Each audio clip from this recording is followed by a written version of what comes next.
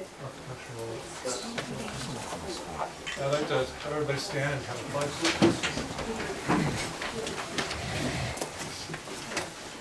Pledge allegiance to the flag of the United States of America and to the republic which stands one nation under God, indivisible, with liberty and justice for all.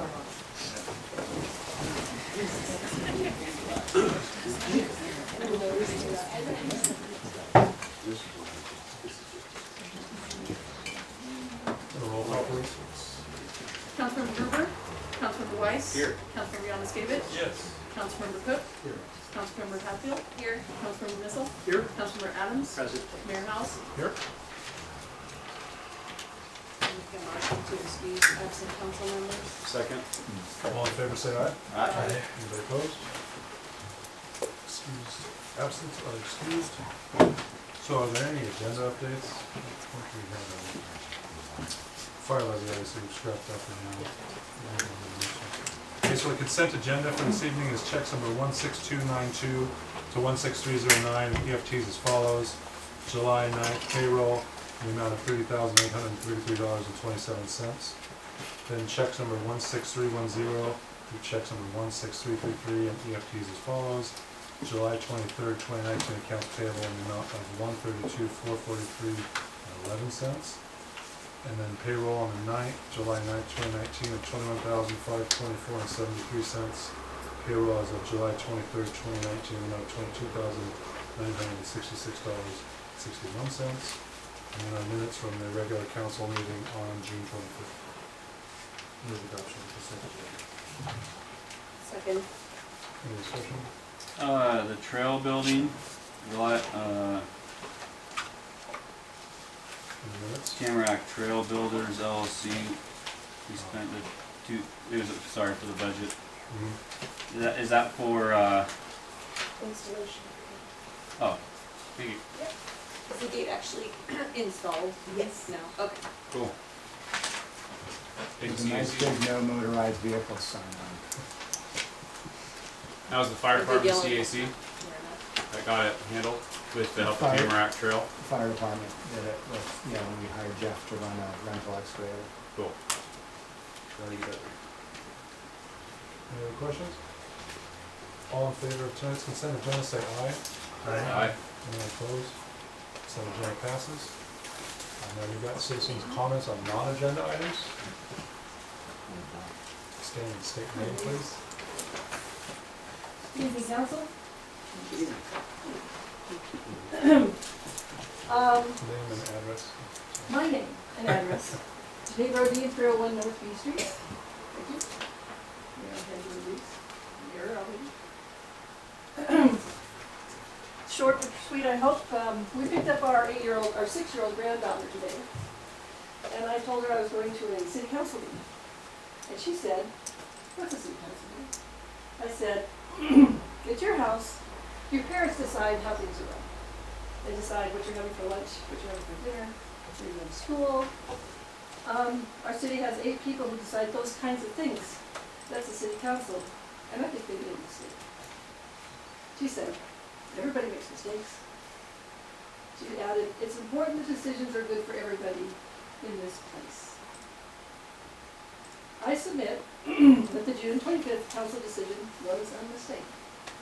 On the surface, it appears that the Planning Commission, Planning Historical Preservation, once made decisions about architecture design review. And the mayor has designated us to do that again, and that nothing has changed. But this decision has radically changed the structure of what has made the relationship between the different bodies of the city decision-making strong. I told the mayor and a couple council people that the public hearing that preceded it was a travesty. I stand by that. As travesty is something that's distorted or a debased version of something. I request this decision be rescinded. I know that it was an attempt to streamline the approval of small changes to people's desired needs. I believe that a portion of the code we're going to look at tonight actually addresses that problem and conflict. So, thank you. Hold on for a second. Council.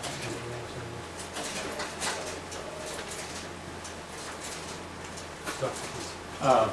My name is Paul Schmidt. I live at 301 East Utah in Roslyn. I'm the president of the Firemen's Association, which is the fundraising arm of the fire department.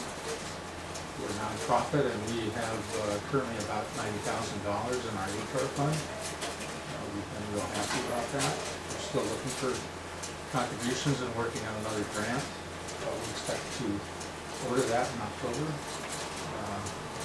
So I'm going to report on that. Also, the department is going to have a barbecue that the community is all invited to September 1st, right after the coal miner parade. So, Councilman Pickler would like to extend our invitation to that night. That's Sunday, September 1st. here at the station. Right. Thank you. Paul, what's your goal again for the ACAR? $120,000 is what our fundraising goal is. Thank you. Yeah. So we're about 30,000 away from that. Keep up the great work on that. Thank you. Awesome. Any other citizen comments on agenda items? I guess I would Peg Bryant, 117 Fifth Street, LA, and I wasn't involved in the discussion. I understand that the recommendation, though, was for the mayor, I'm speaking to Janine's point earlier, and his designee, to appoint a designee, and I had attended the forum for the mayor and for the water district. Anyway, and I noticed that the question came up to you, Mayor Halls, and you at that moment said that the planning commission was your designee. And I guess my concern in this whole debate, just hearing it from the outside and not being involved in your specific discussions, is the mayor can make his designee or not, I mean, be himself or herself. And it's just, I don't know, I just think it makes me more comfortable to think more than one person. I know in your case you're appointing them, but in a future case, you could appoint me and I would just, you wouldn't probably. So I just don't think it feels right to have one person being, looking at design review, because I think there needs to be a lot of experts involved. That's just from what I.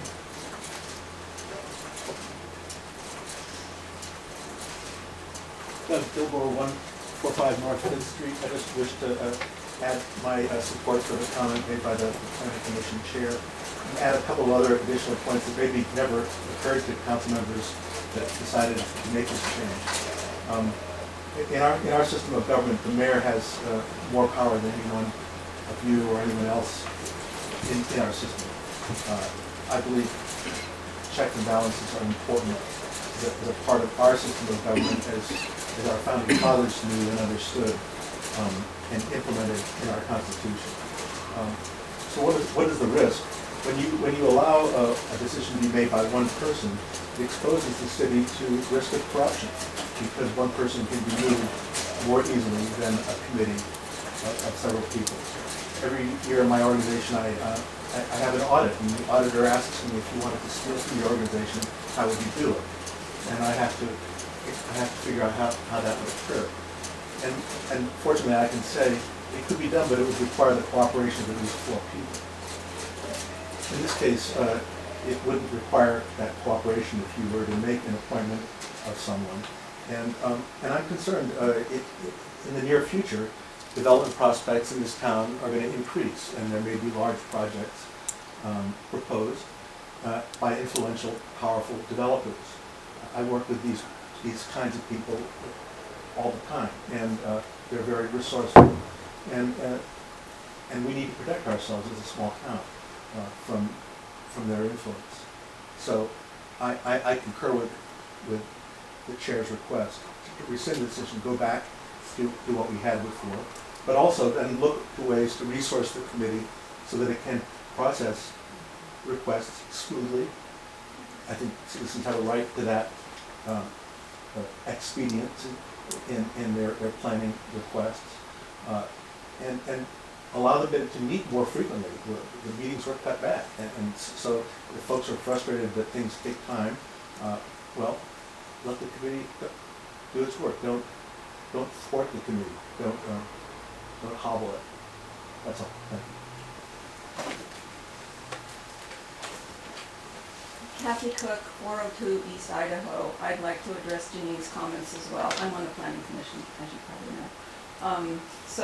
I think that the code changes that we're going to see tonight address some of the problems that you were trying to address by making this change and putting the design review approval with the mayor instead of with the planning commission, the mayor or his designee.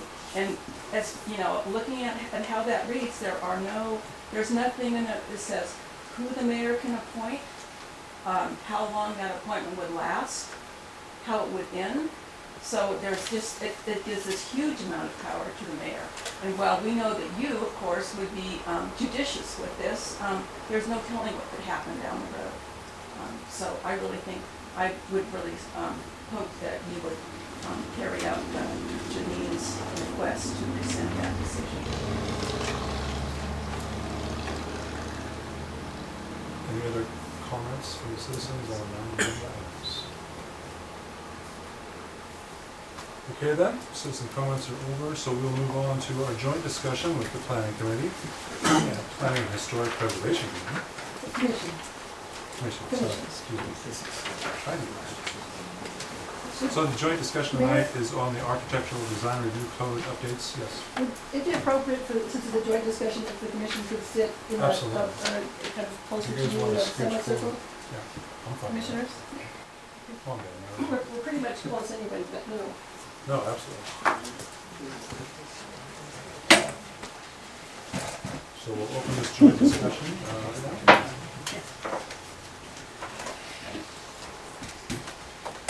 I don't know if the planner wants to give an intro, or do you want to give an intro on the gist of the changes?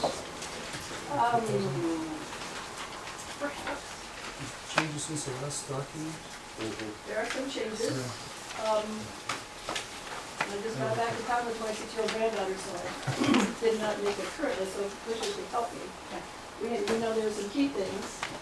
One of them is building height. Building height at this time in what the code reads is 35 feet, measured at a mean of the property. It's measured from the, Thank you. yeah. Sorry. It used to be measured at the mean of the property, now it's measured, It's, actually I have it in here. The new definition that was adopted with the short-term rental, when we adopted the short-term rental code, they changed the definition of building height, with that, and it says means anything, oh, whoops, sorry, hold on. Building, what is it under? Height? Is this under definitions? So the definition. Yeah, it's under definitions. And there's a page number, Hold on, I'll read it. So it's on page, of that document that I just handed down, that I passed down, it would be, well, there's not a page number on this, but it's at the bottom of the fourth page. And it reads, height or building height means the vertical distance between the lowest point of the structure above grade and the highest point of the roof excluding chimneys and antennas. So that's the currently adopted definition of height. It That's used the to be a recent mean. code? Yeah, That's already. that's in place, has been since March. The 35 foot? The 35 foot is measured from, Where it's measured it's from, the, is it- so the Yeah, 35 feet would be the vertical distance between the lowest point of the structure above grade and the highest point of the roof excluding chimneys and antennas. So that 35 feet would be from that lowest point of the structure above grade to the peak of the roof. Okay. And is there a way that have you written any way, discussed in the past about verifying that average by the end of a project to make sure that people are doing their due diligence? Because we know that it probably has not been done, so that's why, can we have some reassurance that how that would be controlled anyways? We don't have anything in the code, that can be done, I mean, we can put it in the code, probably a better way to do it would just be as a policy, it's adopted by council, just like the surveying or anything else. And I read somewhere, where I'm trying to find is it can't overpass any other existing structures around it. That's downtown. That's like downtown. Yeah, that's in That's in the commercial district. So that's almost something I would almost want to add into the residential too, because the houses we have currently are all being built Right. over the existing houses around them, The so. commission would certainly support that. Yeah. So is someone taking notes of what we're doing, Michelle? Yes, Just checking. But I don't know how council feels about that, but I- that is. I wouldn't support it. I mean, I think there's enough single story with half second floors that you could end up there and maybe you have a piece of property and you want your family to live here. And you go to 2 normal stories on a house and you're over what that house is in a heartbeat. Seems counterproductive to me to do that. But we're trying to keep it, sorry. No, I understand what you're trying to do with sort of keeping the The historical character, integrity. but there's also a variation in houses, not exactly the same house. So when you say can't be higher than the houses next to you, that doesn't go. I just, for me, that doesn't work. I don't think that's the right way to look at it. It is a problem that we have, because different neighborhoods have different types of houses, like across, say, on B Street, or A Street, you know, one side of the street has, you know, a story and a half. Elevations. The other one, but if there were to be a 35-foot house built across on this lower side of the street, it would look incongruous. It just would look. The one on Washington right now is being built, and it's almost the same height as the church. So I'm going to figure out a way that we can keep these down to be manageable, and it still looks like it belongs in that neighborhood. Right now, it's just like we have some of these houses that are being built. It's like, whoa, we need to. It's fine how wide it is and all that, but the height is like you're just towering over existing buildings. I mean, I think the last conversation Andy brought up a good point was because of the slopes that we're really fixed with. That part of that height helps making that a more usable space upstairs, obviously, to make it a 2-story house, correct?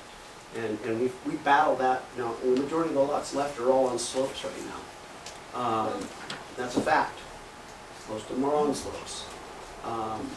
People can That when we, still renovate houses that are existing and so what do you do if there's, you go up to 3rd Street on the north, sort of the north, I guess it's called sort of the north side of this, on 3rd Street. There's 5 lots there, 4 lots, there's 1 house now built there that they just built. How does that average work per house, neighborly house? Yeah. There's no houses there. Again, I'm just trying to think of how we write in the code where we can protect ourselves from not where we're at right now. And that And if house, the house on Washington was approved through our planning commission, Yeah. right? At what height was it? Do you know what the house plans say that height is? I'd say max. 500. I think I'd be surprised it's not, actually. But what we would hope to, we really need to get this code finished, however we do, but we would hope, and we have talked a little bit, Michelle and I and other folks here, at some point, if we could zone different neighborhoods a little differently, that would help. Because there are different neighborhoods that have lower house sizes, and then that some have higher house sizes. If we could kind of look at them, either in terms of the additions we have, the Brookside Dale, I mean, just something that, we don't want to try and do this now, because we could work on this for about a year. Yep, a lot of work. Yeah. But I must say that what a commission would like to do, I mean, what this says is we propose 32 feet, we actually would like to propose 30 design. We did talk with Tom about this a little bit, who, if I may say, unless you change your mind, I concur. haven't changed my mind, no. I've driven around town, I've looked at the houses going in. The house everybody's referring to is behind my house on First. And I will say in defense of that house, that lot is weird in the fact that as you go down that alley behind the hotel and to that house, there's a rise in that, and then it comes down. I've watched the construction of it. It's about 1 floor above the White House on Second. Right, but if you're looking at it from the alley, you're below it, and of course it's going to be It looks taller. really tall. But if you look at it from the street level, it still dwarfs, it absolutely dwarfs that White House next to it, which is a full 2-story house, when most of our houses are you know, a story and a half. I would ask you to stand on the lot, the grass lot between that and the driveway behind me, and see what level you're at, because the first floor of that house that was approved is at the first floor, at the top of the first floor of the other house, was where the first floor is. So it's a floor higher than And that was approved by the codes that are existing on 35. exactly. So I believe it's in the 35-foot range.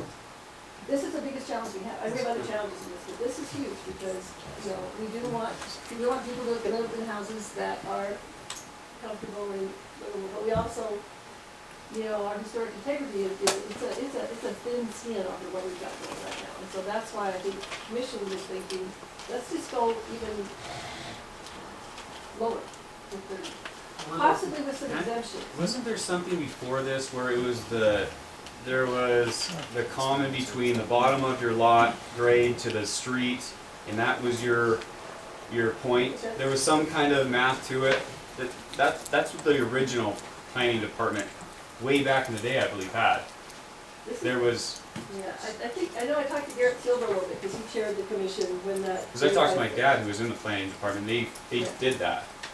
That's what they said, was from the ground of where your foundation's gonna be, and then they found the height. That's how they came with 35, I think, And there wasn't a set mark. Oh, I It see. was, I think. so I have to find, yeah, it'd be nice to see what they did, because That would it's be pretty good. That'd be useful. forming around here now. Staff. Are you allowing public comment during this discussion? I don't see why we can't.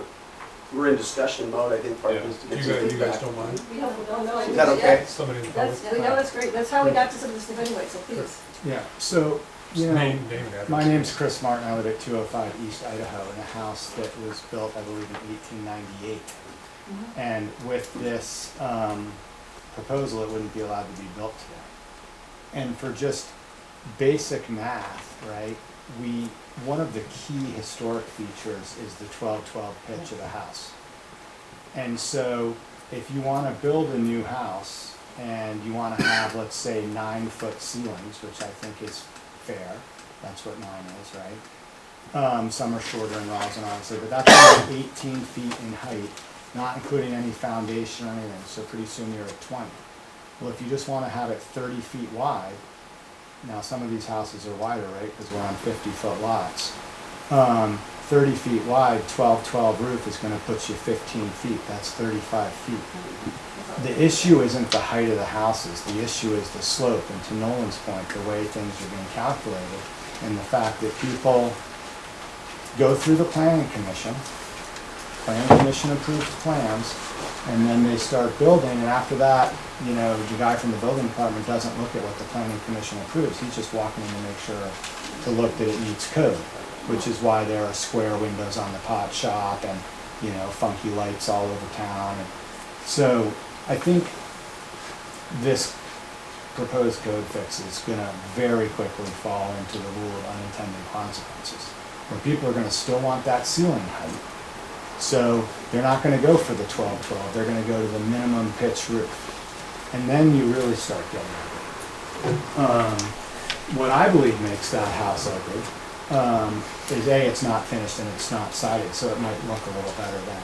But what really makes it ugly is those random windows just stuck on the east side of the house.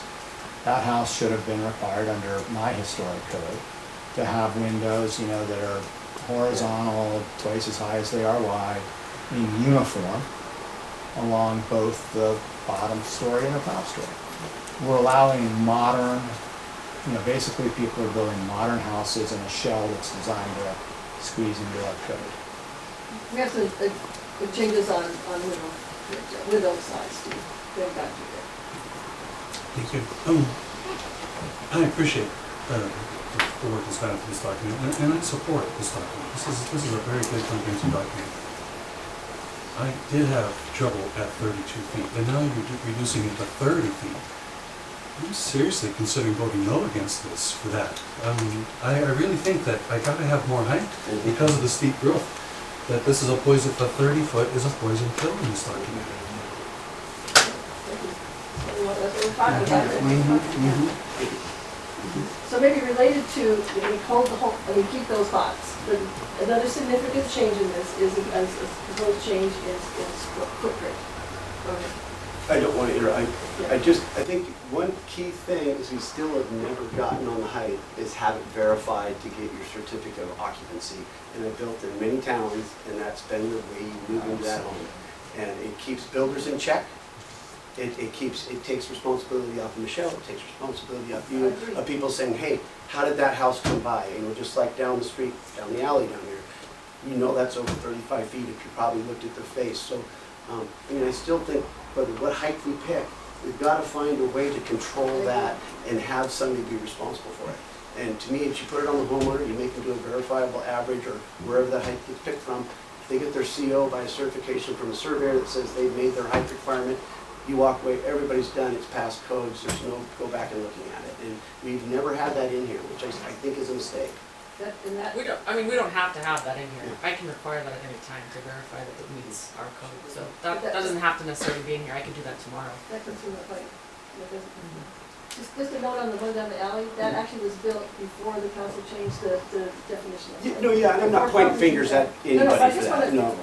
Just for Yeah. information, point. Yeah, There are more okay. buildings in town that were built at that point, which kind of alerted us to the issue, because, you know, for the number of years I've been involved, and Ben and Christie and a lot of us, it's like, that has been the definition, but people have not pushed, I would not, better word, pushed it. Push the limit. Because they said, oh, 35 feet, let me under 35 feet, and then at some point said, hey, wait, the definition, I can go higher, so, you know, that's one reason, when we looked at design review as well as codes, those things go hand in hand, that's how we learn that stuff.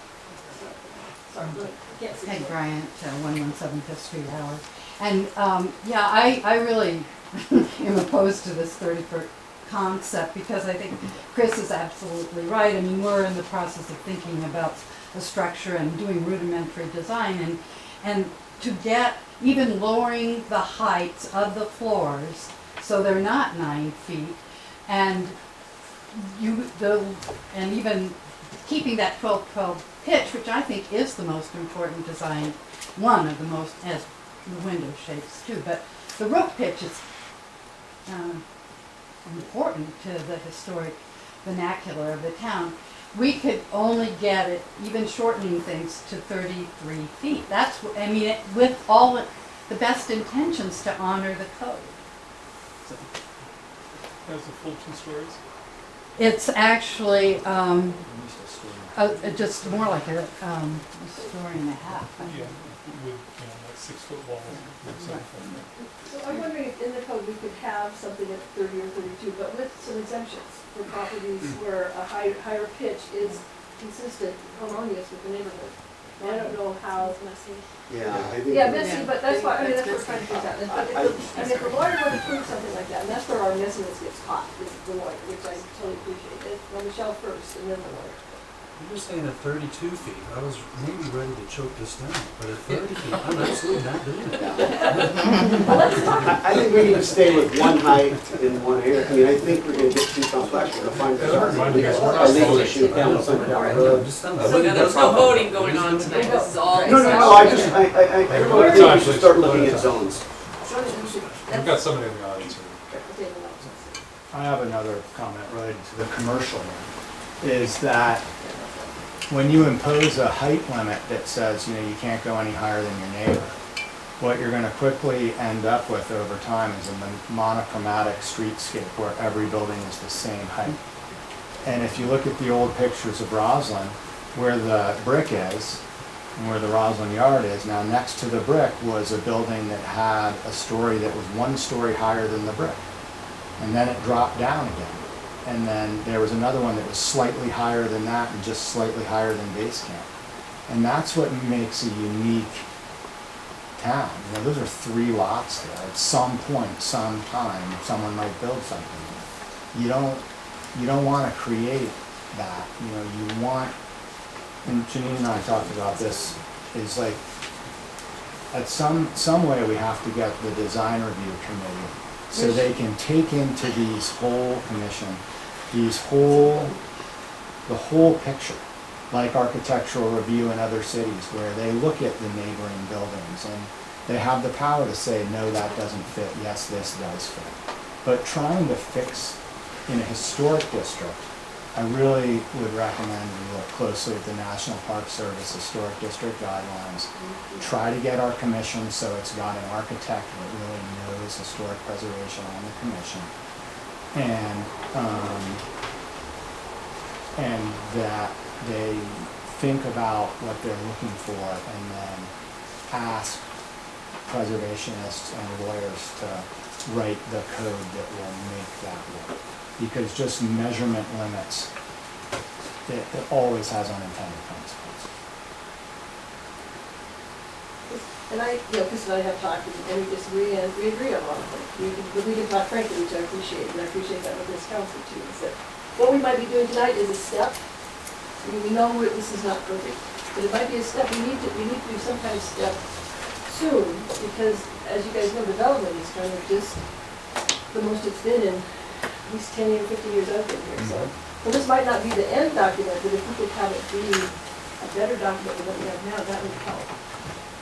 I would love to have something like Chris says. I don't know how you write that, and frankly, architects who have the expertise aren't willing to put in the time that we have right now, that we put in. So, I mean, we welcome that. And we have talked to architects as consultants too.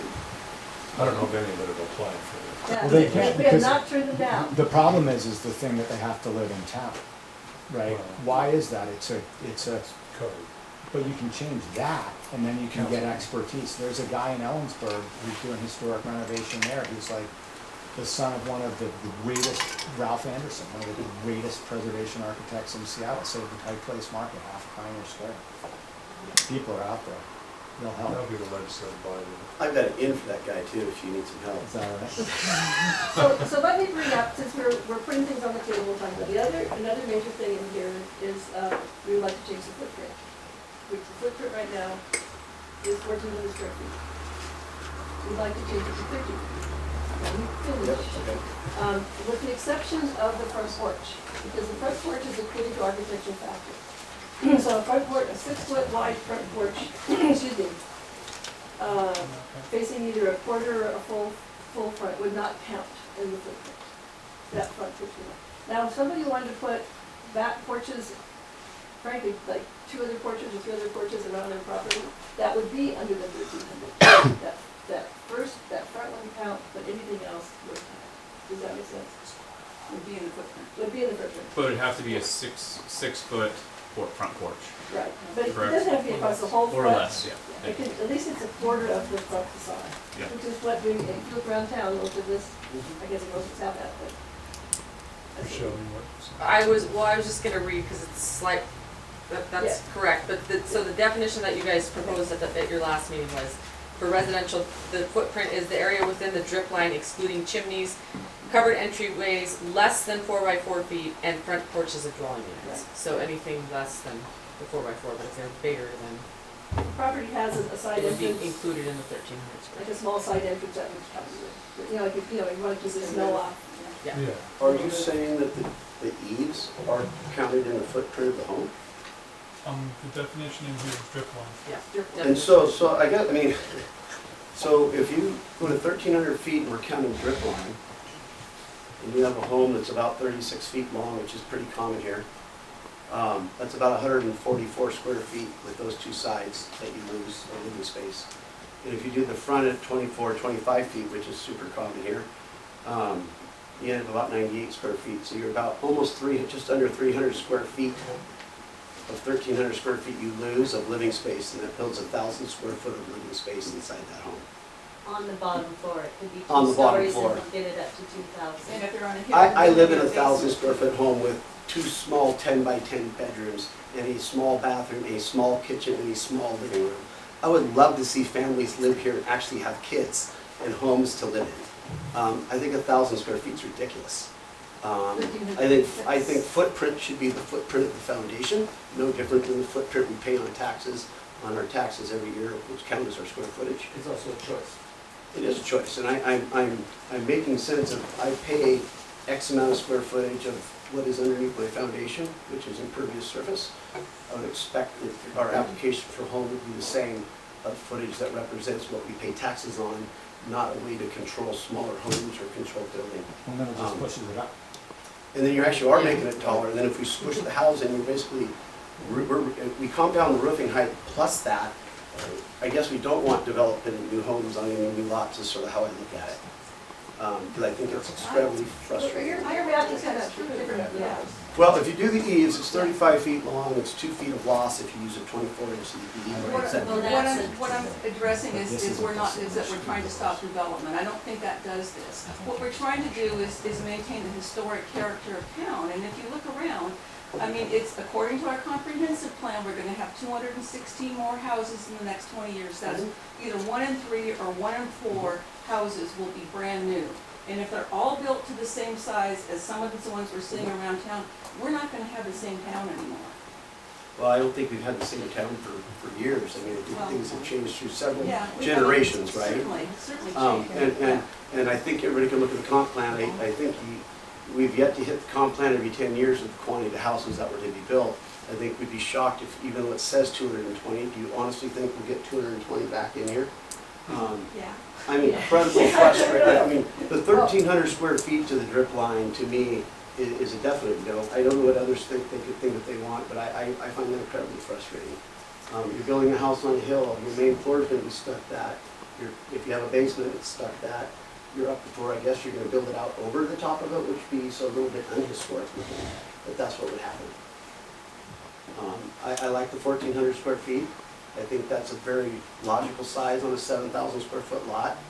You add 800 square foot garage, you're at 2,200 square feet of impervious surface. I think that leaves you a nice chunk of yard to still do something with. My only problem is this is what we have today, and we have 4 houses that are being built, and I just think they're so out of place. From right here on 903 to on top of the hill on Washington, they're so not what we want our city to be. And that's what we've put in their hands. That's what we've all wanted to do, is preserve this town to make sure it looks like what we want. And right now, those 4 prime examples are horrible on paper, to me. Yeah. Like the plan that is set forth that somebody can come in and build with, to me, is going to make Roslyn look really, really ugly. And I think that comp plan is way off. But let's just say 200 houses come in here. That is going to look hideous if we took every single house that has been, the 4 houses that are being built right now.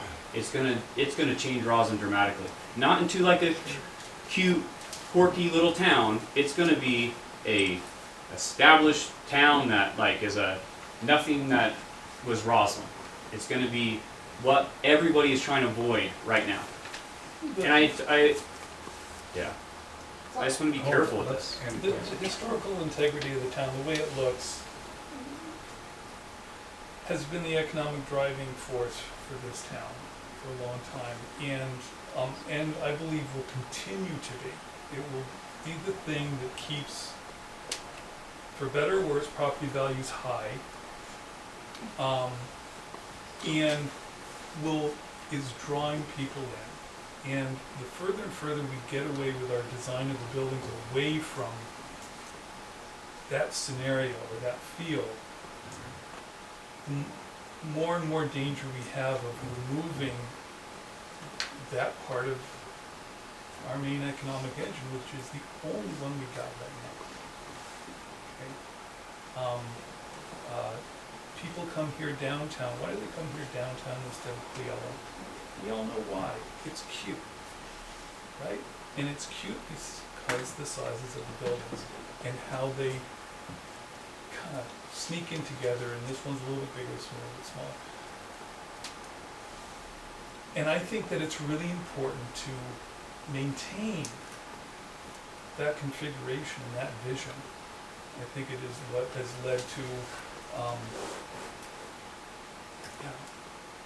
to actually a lot of the growth in the upper county in China.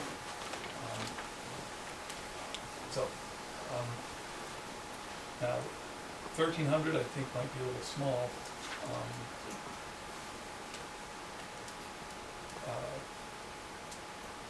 30 feet probably a little short for me. Okay. I think, reducing the height and reducing the footprint and expanding the footprint in a sense, so that's the drip line, not foundation. You're saying the houses should be a lot smaller than the ones that have been recently built to? I'm not arguing that one, but I am saying that you could make a 1,400 square foot house that looks like a house, like 35 feet. I really believe that. I don't have a comment, but I have a suggestion. Because what Cordy said is exactly right. Like if the roofs weren't monolithic and, like they're the old ones where part of it's this way and part of it's that way, it looks small. I think it'd be interesting to ask the storefront studio that's planning to come here again to do a study, if you will, a sampling of existing historic Roslyn homes, see how they measure out, what the roof pitches are and all that. And then, because these are professional architects from the University of Washington, I mean, a lot of them are students, Well, but they're they're led by. students. Sure, but Students they're, doing it, but in students class. are great, but They they're don't have under the that tutelage standards of a of Roslyn resident who really knows his stuff. And to have them do a charrette on how code or rules could get us where we want to be, because everyone agrees, like, the houses don't fit. Nolan's right, 200 more of them would suck. But Gordy's right that you can make them, there are ways to do it and make them look nice. So I would just love to see, rather than, people that aren't code writers and aren't lawyers and aren't architects trying to write code to address legal and architectural issues, I'd rather see architects do some, recommendations and then maybe look to other cities where they have, because there's a lot of places where they have code that works this way. Sag Harbor, Long Island is one of them, I was just there. And really do it right and smart and where everybody can be on board. So if I may, just to respond to that, because Surfer Studio's been here 4 times, 3 times a day. The first 3 times, the students, and their students, had no knowledge of the codes we have. So many of their proposals did not fit into what we have at all. The 4th time I did a presentation with the students, I said, if you're gonna go to a city and work any place, you need to know their code. So that set of things was much closer. But I really do not trust them to be the group that makes those decisions, other than us 4 commissioners who are so lacking in knowledge. But they haven't been asked to know that they've been asked what they've come in with, what their charter has been on those times was something completely different. I would suggest that given, if you said to them, if they were going to do it, this is what we would love this time, I think they would do it. It's just a matter of what they're asked to do. That's a recommendation. Yeah. Yeah, My experience with the storefront studio is a little bit different, okay? And I found it very interesting. So the kids came in, and I call them kids because they're kids. Yeah. Kids come in and they present these ideas and they throw them out to the public. And then what's really interesting is the public comes in and goes, that doesn't work, and that doesn't work. And then they go back and they revise, okay? And I actually found that process worked. And the ideas, the concepts that they came up with, I don't think were very far off the mark at all. I must remind everybody that our sign code comes directly from their recommendations, okay? And it works well, okay? And it put that whole issue, quite frankly, to bed. I haven't been yelled at for signs for a long time. Okay? And so I think that there is work here in that process of, I remember they were looking at redoing the design in the Northwestern building here, and they said, oh, we're going to take out the tin ceilings. And I was like, no, you're not. So I think my point is that I think it's not to have them look at the codes. We don't have to say, yeah, but my experience in the past is there has been some good stuff that has come from that. They have to look at the code to even make a suggestion for it to fit. So, is that what you're saying, to look at it or to advise it? To look at what the code structure could be, if I might use that phrase. Okay? And make suggestions on it. So whatever happened to the standards and guidelines? Why do they not work any longer? They're still very, very historically correct, and we have them. They're actually referenced more strongly in this document. It is actually the first couple lines say that these codes will follow those standards. Because they do have a lot of things about the windows being, what, 2 to 1, right? I mean, they are much stronger that way. Are we adopting those in this document? Good portions of it we are. That's how the language is. I mean, Yeah, it's in the first paragraph. The very it's first referenced. paragraph, if you read it, says, Yeah, from the Based square on the columns structures. to the pickets and all that, you covered all that. Yeah, I Yeah, read so through the the guidelines. first chapter under purposes is chapter in the City of Roslyn Standards and Guidelines. Sorry, hold on, let me start over. This chapter and the City of Roslyn Standards and Guidelines for Preservation, Rehabilitation, and Restoration of Historic Properties, Standards and Guidelines, which is that document, are intended to implement the Roslyn Comprehensive Plan and further the City of Roslyn National Historic Designation 1890 to 1930 by providing design standards and procedures for the review of projects described herein. So yeah, they're directly. That was not in there, so that's straight. Yeah, that's all new language. Right, but that doesn't sound to me like that's codified. In other words, we have this document with those design standards in it, but I don't think that actually says by ordinance they have to be followed. Well, the problem with that That's document is nothing in that document says it has to be. They're all recommendations and guidelines. So there becomes the problem. There's no shall in there. There's no, it just says these are what you should use to be designing for. So we have to, I mean, if you could I've been directly wanting put to them adopt in. those forever. Yeah, I mean, you frankly. could directly put them in here and then just put, you know, what it's got there for reference right into the code and say it shall be this way. I think they should, because that's a key feature of how we keep the house Well, looking right. That's only one part of the design, I mean, It it's is. much more extensive. But it's a than lot that. of elements You've read that it, go into right? that. I read it. Mhm. Okay. Was it document? Speaking real quick, back to the square footage. As of now, do we count front porches as square footage coverage or not of your total square footage? Yes, We do. yes. So, Well, to clarify, one section of the code says we do, architectural design review says we don't. the reason I asked, just Right. curious, But because I added a mudroom and a porch to my existing house years ago when I didn't know you well. Remember when You didn't know we wanted. I didn't know you well. But no, we had to shrink We some had talked then, Jeff. But we had to shrink stuff down to get under my square footage. So I just wanted to verify that if it was 1,400 square feet, it included the front porch. And what is wrong with that now if we went back to, I mean, it's still impervious surface. It should count as square footage if it's got a roof over it like that where you can't get, the rain's not going through the surface. So Yeah. get rid of the eve comment of the drip edge line, go back to the foundation, include the front porch as part of the square footage. So that still shrinks overall inside of the house a bit, but you would be able to eat a couple hundred square feet on the front porch, which we all want to see. We like to see the front porches, and we try to encourage that, right? Then that would help that, maybe help that out a little bit. So two answers to, you asked a question. You kind of- Two, I did, yeah, And two couple there's questions. one thing, right now with this article, we have two different definitions of square footage, so we have to decide which one. We went on one, you can go A with the other. footprint, two different definitions. Footprint, yes, Footprint, footprint. sorry. The square footage, what's happened is a lot of people want to put more than one porch on a property, like Right, 2 or right. 3. We've been dealing with this for a couple of years And now.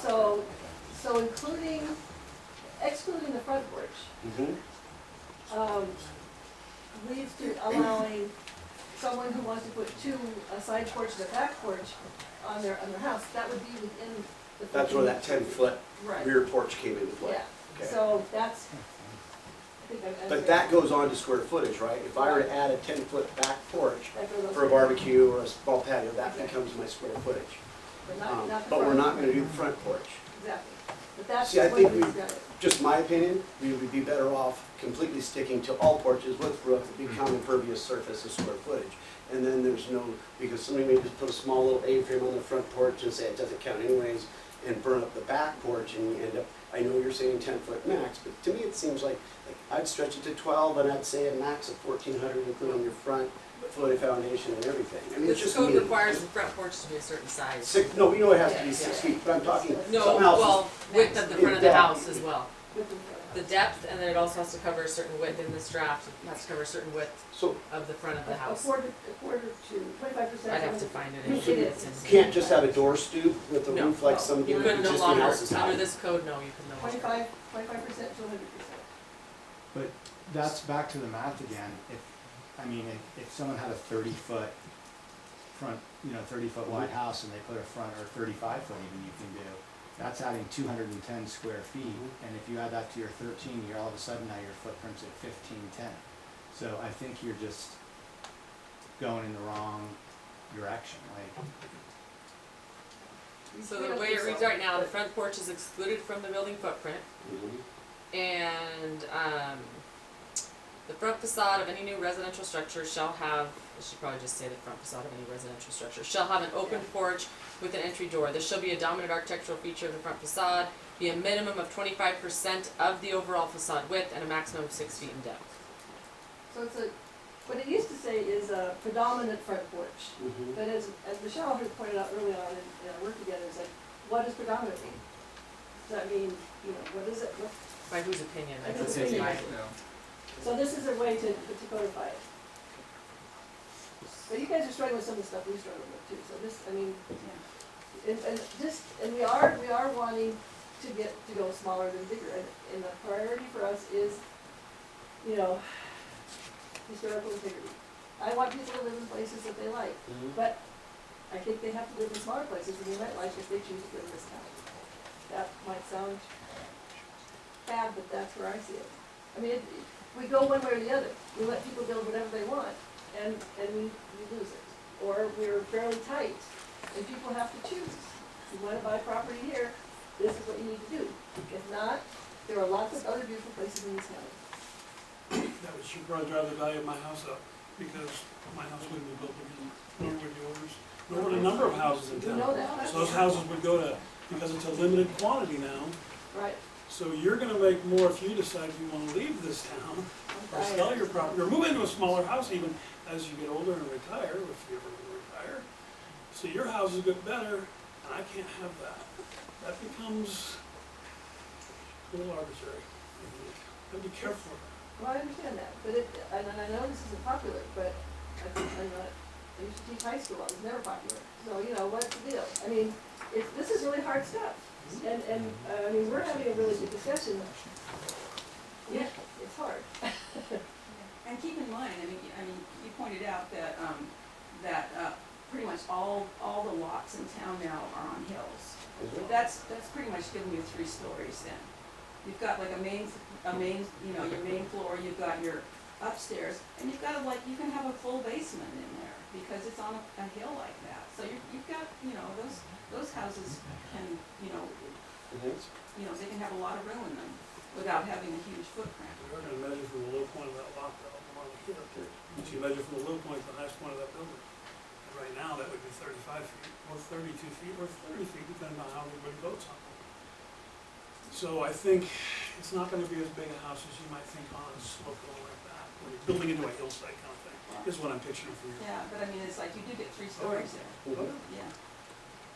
So let me just pause and check with Michelle about procedure here, because we're having this discussion, and this is, I think, good.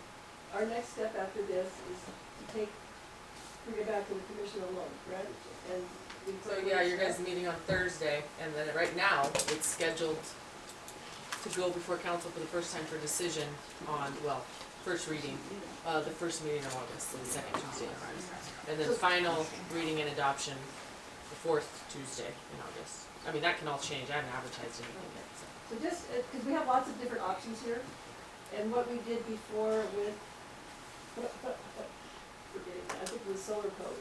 We created a document that had option A, option B, option C, and kind of categorically, not pick A or B. It's like, hey, about building height, would you pick A, B, or C? About footprint, A, B, and C. Would that be okay if the commission goes that direction as we take your comments and the public's comments and before we bring it back to the council? I'm okay with that. I think the one thing I definitely would like to see is the footprint definition changed to the foundation, which is actually the footprint of the building. I think that's critical in determining square footage of a home, period. Ease mean nothing to a builder, unless you're talking about property lines. And so square footage wise, I want to see the footprint relate to true square footage of the home that's used and not to the building. Because we've got two definitions now. Yeah, there should be just one. Well, and that would be, I think that's one of the choices council has to make, is which definition do you guys want, really? Can we keep it to 2 decisions? Yeah. Yeah. Not Oh, multiple. sure. And So I was we gonna do- say, the because drip we- line is one decision. Okay. Well, there's only a few items in here, Right. maybe 4 or 5 items that you There's even There's have to more have work options for that on. too. I mean, she put we had a lot of different solar options, more than we had, but she had good options to really made it even more challenging to make that decision because of the options. But less is more, I mean, I see Yeah, I what think- they're saying. Especially if there's gonna be 5 Yeah. dual selections. Mhm. And there might be 3 on one of them if we're talking Right. building height. Yeah. You know, I kind of see where it's gonna go. No. That's, you know. Yeah, Okay, that works. other key points, Council. Just small stuff that I noticed. You never have small stuff. I know. Just, these are just sort of like when I talked about the ornamental word rather than a jigsaw trim, little things like that that you already corrected. But when you chalkboard and bat, you have no more than 14-inch intervals. Not to be picky, you don't get 14 intervals on 16-inch on centers. They're 14 and a half actually. So you best maybe just leave it at 16. So if there's stud layout different, that gives them a little bit of opening. But 14 would, by the time you got to the inner house, you're nailing into nothing. What page is that on, Jeff? That would be, oh boy, pages aren't labeled, but I would say 4th from the back. It's on where the plans Because I thought there was, Let's see, I have a couple other little ones here. I thought we added. Oh, one on the front page. I have one other goes on the front page where you said, the siting of a manufactured home project subject to design review. I didn't know that that would even be on option in our town. Manufactured homes aren't just like mobile homes that manufacture. No, I know what they are, yeah, but I didn't know that that was even doable there. A manufactured home? Yeah. Well, first of all, Washington state law prohibits you from prohibiting them in your code, so you have to Okay, allow them. You can okay, allow them okay, restrictions, but they Yeah, have this to is be. why I'm asking the question, I was just shocked to see it on there. And it's a broader definition than what I thought manufactured homes were. We have some manufactured homes in town that we. Yep. Okay, But, you okay. know, it can't be a one-story trailer looking thing. Modular homes maybe that meet it, but I don't know about a manufactured one. Yeah, because they're more of a home. Yeah, they're more prefab than a Prefab type, modular. okay, okay. Um, I see you have murals on approval. But I see you got his murals on your approval, or is that on there before? it's been on there for a while. Okay, so do you have a way of control, do you have a way, and you think of that, how you would control that? We left it alone. Okay, it just, okay, everybody just stuck out because of the low, the past. Yeah. Okay. A mural of less than the square size of a piece of plywood is legal in place. Uh-huh. Yeah, no, I was just sort of curious, it just caught me, maybe it's just because it's been such a recent hot topic. Sometimes, yes. Okay, let's see. Yeah, another piece we want to be sure to bring up before. Most of them are small things, like it'd be wording if anything. I guess one thing that threw me off was the 1612 max pitch. Sort of where, that would maybe be on a church steeple, but that would be all I could think of whenever a home. And so I was sort of curious where that would come from. No one's really built that in that. Yeah, it just seemed extreme, so, yeah, okay, okay.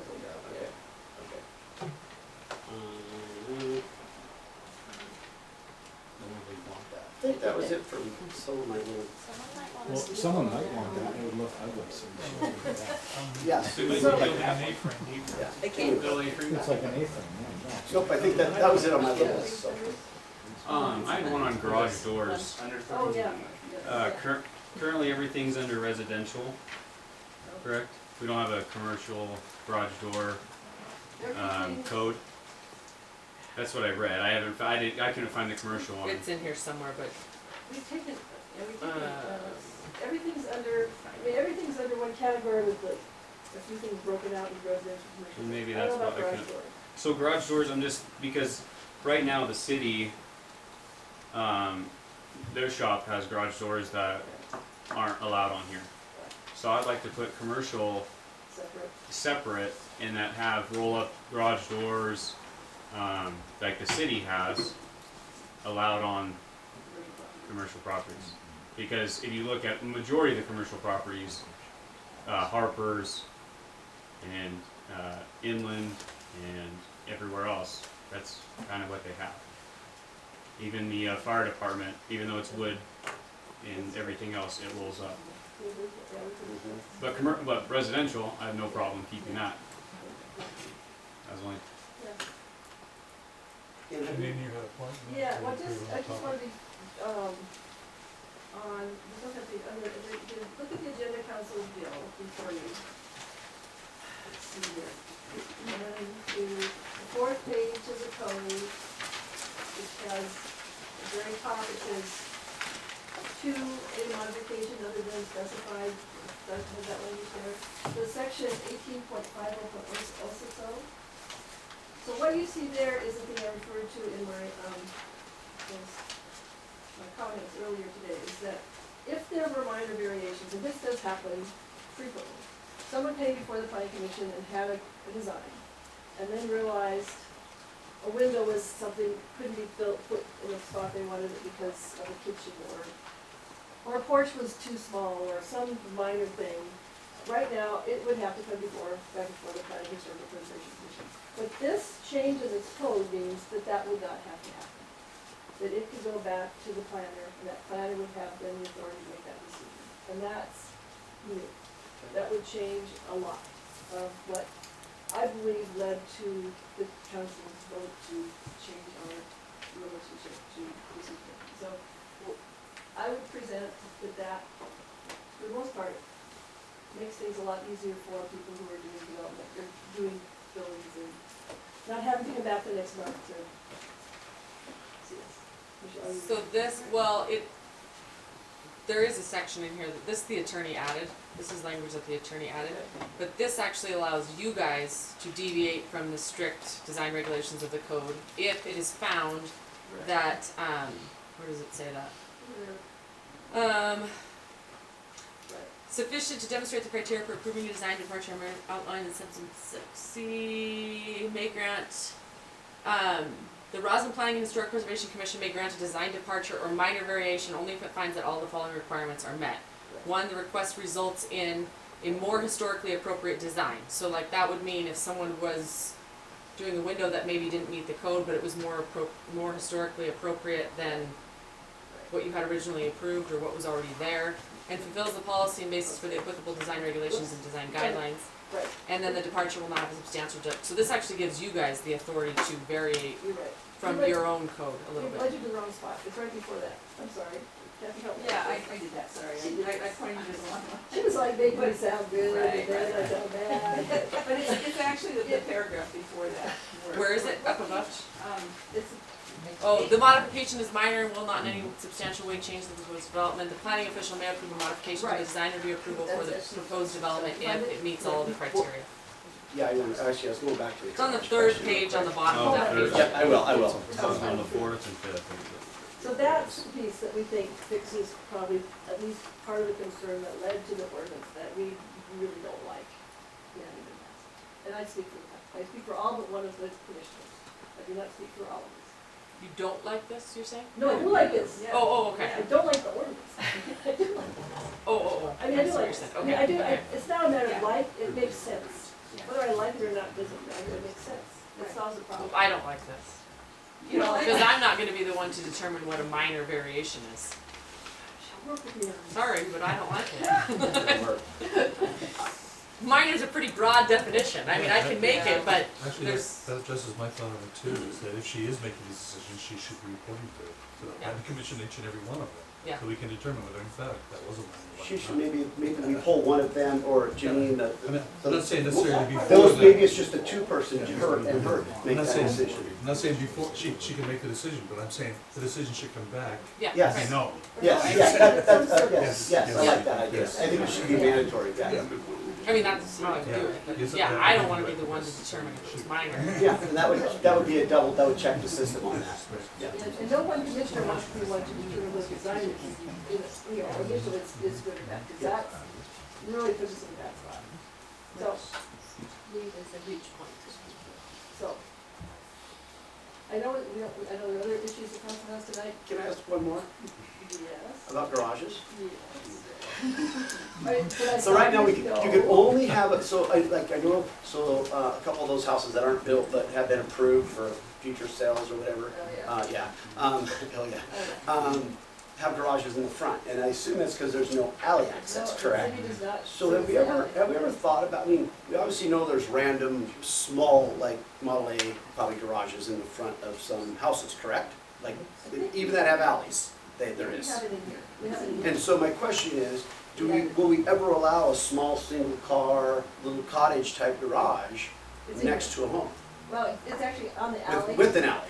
Yeah, we did add a small, But see, we've run into, I guess it's a whole other person, you should just. well, let me answer two Yeah, things. yeah, yeah. One is that traditionally, you know, small garages were on the alley, but they had a much less roof pitch than what we allow. So Okay. this would allow a small garage without the steeper ridge. Okay, On the alley, though. It's all. but it's on the alley. It's on the alley. But there's also a piece in here that allows one on the front of the house if it's small, like, The house is like small. my house, but, all the houses, all. I mean, obviously, because we have setbacks and they have to be distance apart, so I would How we're assume. done this, because it would, these are the garage size in front of the house, am I typically on this stuff? So you're talking about if they don't have a maintained alley, then they can put it on the front of the house, is that what you're talking about? Okay, we've done that. Yeah. But So it- restricted to 8 by, Yeah, so it's, if you're allowed to not, to have your garage doors face the front, or be in the front or whatever, as long as, if it's an alley that's not plowable, basically. Okay, so, that's. And then they're limited to Okay. no wider than 10 feet, no taller than 8 feet. so we just have, okay, so I guess we have to be careful through public works. You know, we've actually probably lost alleys in the past 5 years, going from different public works directors, comfort of plowing. So then that would put us in a, could put us in a funny situation where they plowed an alley 5 years ago, and they don't plow it now. I mean, Or the one, Roslyn Hotel. We never plowed that, and now we're looking at yeah, plowing it. well, we used to So it plow the changes one things on the up. backside out to, that plowed up to Second Street, that you go straight up and 93, but we We never don't did plow it before. now. And so I'm just trying to look ahead of other issues, if that's the case, is maybe we get another, maybe somebody else plowing it, and, oh, I can plow that, and they could actually plow it, and then, Well, so I'm just, yeah. is that really the way that we want to decide by plow pattern? I don't think so, because it's To gonna me, I think change. you're setting yourselves up for failure somewhere if we do it that Well, way, like, so- I don't think that should be the term to use. Let's take this just one step further because this is the biggest complaint. So we not only get complaints about the alleys being plowed or not plowed, but the maintenance of the alleys. We don't have the staff, we don't have the funds, we don't have the Right. resources to I know maintain that. those alleys, and yet we're requiring access off of those. So Mhm. I get several, I don't know what the answer to that is. I'm not saying not force it to be the alley, but it needs to be addressed long-term. But this is why I'm bringing it up, I just see using that as the Because we relative get that term complaint every becomes, that single could be a day. big problem. The alleys aren't improved, I can barely drive down the alley even in the summer. There's potholes, there's this, there's that, and we don't maintain it. I mean, there's a brand new house up there that's a few years old, that alley doesn't get plowed anymore. When they built that house, it was plowed by the last public works crew. Quite frustrating, I'm sure, for that owner. The witnesses are even put on this kind of short, eight. Yeah, no, I get, yeah. So, It was just, it came up because of the garage, is why I brought it up, so if it's been talked about. So can I would like to mention, enforcement as a huge problem with our code. And when we make a recommendation, do a code review and it passes and then the house ends up being a different structure, what are we gonna do? What are we gonna do about that? We're not in charge of enforcement. Right. That's No, we can't put you in that, we don't want you in that. No, so, That conversation No. is much more than what we're trying to accomplish right this minute in this discussion. okay, but it comes up every single time. Enforcement is huge, and I don't wanna Yep. say anything more about it, I but it agree. needs to be looked at, seriously. Right, Oh, yeah. 100%. I just looked down at hedges. I agree, And 100%. first thing that comes to mind Yeah? is something that needs to be enforced on hedges because of safety and huge things like that. Yes, we do need to do some kind of enforcement, which budget has nothing in it for it, but we do need that's not an excuse, that's just, we need to figure out how to get How to get budget, there. a budget for it, yeah. Because we do need to, Well, regardless. this code can be what it is if it's not enforced as practically It's works. nothing, yep, totally agree. So it does pertain to the ED. Mm-hmm. So we know council has other issues to deal with, we know this is the most important one, maybe except for franchises, which is next, but, are there other points commissioners want to be sure make, or? So how do I move forward? Because, like, do I take the time to really pour through all this if I'm gonna get another copy? Are there gonna be any different choices? There's any, well, that's the point, is I the mean- choices, the ideas we came up with will be the choices. Okay. But I wanted. I mean, I've looked at it before, but it keeps going through revisions and it's hard to keep track, Right. you know, and know, like, Especially as clean copies. so like it, well, yeah, so like, are blue the latest changes? Some of it's the attorney comments, some of it's their changes, some of it's, so they're just all, Okay. and then so we it's just deleted all- stuff that we added, and so it's hard to decipher. But I don't really foresee there being a whole bunch of choices except for the square footage, the building height, Okay. the footprint deal. I mean, other than that, Mm-hmm. I would think it would just be minor little, Yeah. that would just be in line with the, Well, in the garage one, I think is important, how The it's garage. worded with access, yeah. Window, I think we're also proposing a longer window, I think slightly different window perspective, like the windows longer, so there might be a window. I mean, but they're all those specs.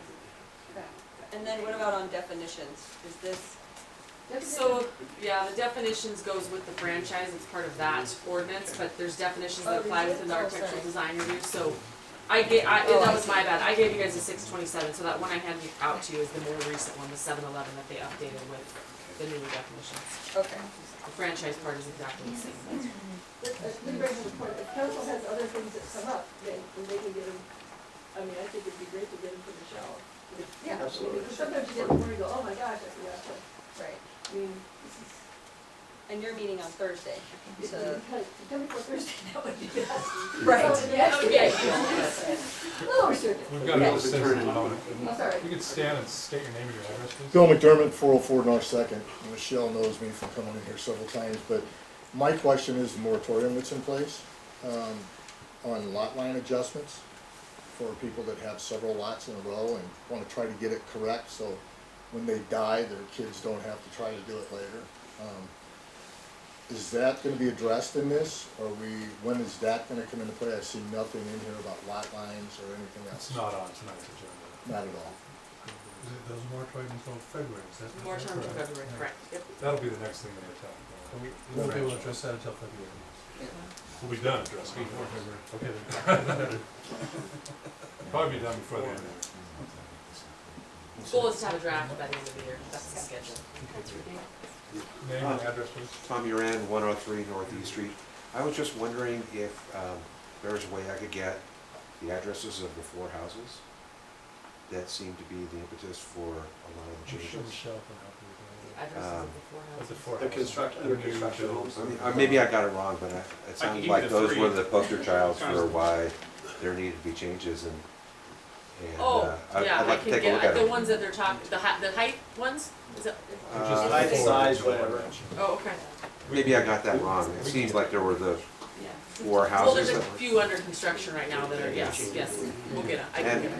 And were they built under, so sorry, this is like so much conversation past this, and I didn't want to interrupt the flow, but were they built under, so it seems like there's been a couple there's been one code change on height, and then another one proposed. Were they built under like 2 code changes ago? Still 35 feet right Same. now. But on It's the average slope, average right? height, I think. A lot of those were on the average, so, Oh, okay. not all of them, but, Because echoing what, I'm not actually making a judgment one way or the other, but echoing what Jeff said, if you're on a fairly steep slope, under the old definition, that maybe some of those houses were built under, that 35 feet could manifest itself as a 45-foot high structure. Yeah, right, yeah. Right? Yeah. And just the one Problem. change of saying maximum height could significantly change that. Yeah, exactly. So if there's nothing else on this, I can revise that. There's a gentleman, I think. No, I'm fine, I'm just continue on. Michelle Press? Yeah, Well, listen.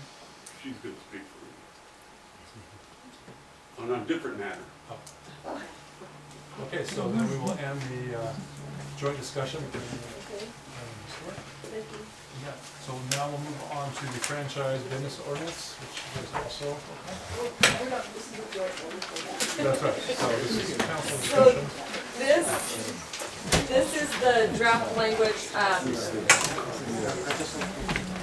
actually, the planning commission had actually proposed initially to completely prohibit it throughout, town. Legal counsel says we can't do that, we have to limit it to an area, and then we can limit, we can put restrictions on how it's done, basically. So, this draft language is being proposed by the planning commission for chain stores and formula businesses. It would allow it within the industrial zone. You can kind of read through that's red, but any chain store or formula business shall not exceed 3,000 square feet and shall be located in a building that is shared with at least one other business. This is, that is not a chain store or formula business. Only one chain store or formula business is permitted per parcel. Anyway, it goes on and on. No drive-through facilities are allowed. So basically just limiting what it looks like, and then obviously the building has to still meet all the architectural design. The only area that it would be allowed in this proposal is the light industrial zone, so it would just be back. Yes. So just gotta make really sure so that I don't look at the wrong thing. The one that was in our, The one that says 7-Eleven on the bottom of it. look at that one, ignore Yep, this. ignore that one. Did we address this in the comp plan at all? No. Okay. Drive-throughs, so, just cause that kinda sparked my interest right there is, so is it any kind of drive-through at all? Coffee stand, Yes. a bank? No, banks and, if you look at the definition of chain store and formula businesses, banks Sorry, and sure. medical facilities are excluded from that. Okay. But coffee stands aren't? No, coffee stands would not be allowed. You have to get out of the car. Excluding banks and medical, excluding banks and medical facilities. It's early in the morning. Get out of the car. I I personally just, feel, I'm sorry, go ahead. I was just thinking it would possibly eliminate a potential business that was once here. Ace, sorry. Huh? Ace. No, the coffee stand Oh. By the theater. by the theater. I'm just wondering why coffee's, like, Why why, not the drive-through? huh? Also, the restaurant also is a drive-up. The restaurant. It's not a franchise. It's a franchise. So it has to be franchised, okay, okay. It's Yeah. Never mind. only the Then that's, franchise. that's, 10 of So Only- Starbucks could not put a drive-through in but, there. Okay. but Okay. okay, then that's Good, good. I won't stop But a anyway. bank Totally could. for, The bank could. And, Okay. and Yes. the reason that we're doing this is that the introduction of franchises do something that you were actually referring to as long as the buildings, and they give that uniform vision of any town anywhere, right? And by having an ordinance that looks at formula stores and puts them in regulations, you're able to maintain the historic integrity of the town by eliminating this land anywhere feel that you can get. And so that's the most important reason for a formula store ordinance. I agree with Andy as to say that this is the historic preservation is the main interest that we're defending here. And so I support a fairly restrictive, the group of ordinances for franchise. So, Absolutely. am I missing something in here that, is it just on pages 2 and 3? No, go Oh. further back there. Further back, Okay. Keep going. in the So zoning you see red districts. again, it says zoning districts established. 18.8. Oh, okay, thank you. Off Oh, the page. okay. uh,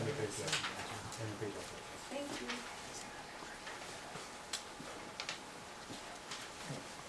And then the goal would be to just move this ahead concurrently with the architectural design review because the definitions are in this portion. We're updating that Yep. document. So I sent this to Commerce, I asked for expedited review, I haven't got a confirmation back, so as long as I get the expedited review, we could adopt this at the end of August as well with the architectural design I review. have a question here. Under E, it says all signs shall comply with our code, and then underneath it, it says neon signs are prohibited. Our sign codes allow for a type of neon sign or board, and so this would eliminate that For formula change, for Yeah. franchises. for franchise business. I just wanted, I have a question. Because there's public comment on this, right? Because it's an agenda item. sure. I love it, except the thing about the garbage cans. Because if you wanna have a historic town and you wanna have everything, ideally we want consistency in our streetscape. So I'd have the city bite the bullet and empty a nice historic garbage can, not have some plastic brown square thing stuck up against the building. And different ones or whatever, I just think that's kinda, Yeah, that's G, right? Mhm. Yeah. it's the last point in there, you don't wanna have some nasty little. We try to miss that. So for clarification, you prefer a trash can that blends with the other ones in the city? I would just take striking. I mean, the city's gonna get taxes from businesses, like, seems sort of, The thing that I find interesting with this is that the store maintains that traffic. so you could put in the store will Okay. maintain city-owned receptacle, that's not uncommon.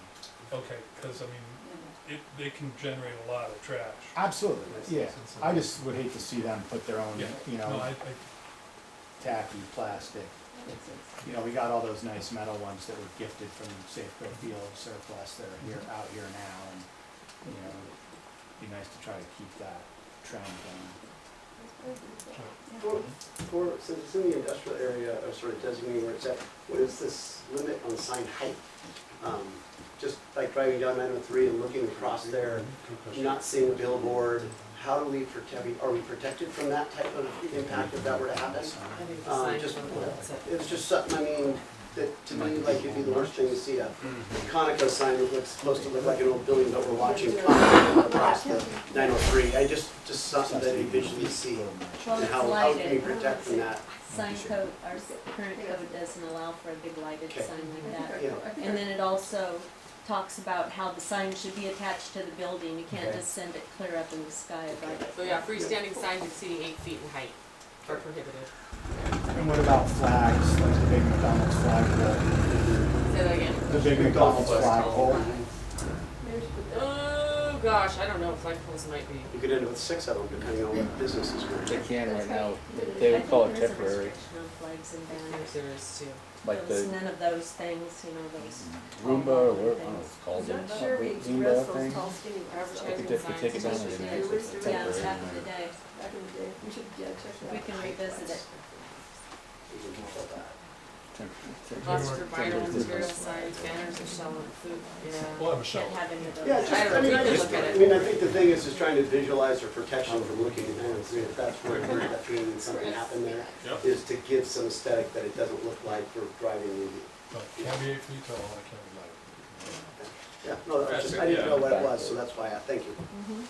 If I may give some background, I know that this has come up before about how do we write code, or how do we come up with code, is that we, as commissioners, researched many other communities' franchise codes, many, and we found actually one that kind of fit us mostly, and then we played with that.